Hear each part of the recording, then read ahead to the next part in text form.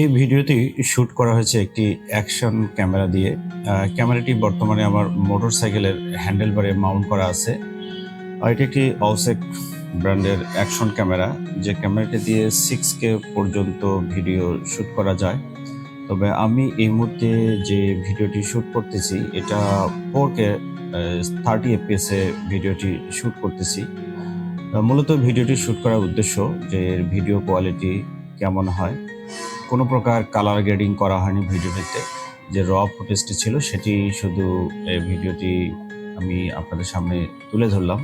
তবে এর colour quality বা স্টেবিলিটি কেমন আপনারা অবশ্যই কমেন্ট করে জানাবেন। কারণ ভিডিওর এই ক্যামেরাটি নেওয়া হয়েছে যে মোটো ব্লগিং এবং যে বিভিন্ন দর্শনীয় প্লেসগুলো যে ডকুমেন্টারি করার উদ্দেশ্যেই এই অ্যাকশন ক্যামেরাটি নেওয়া।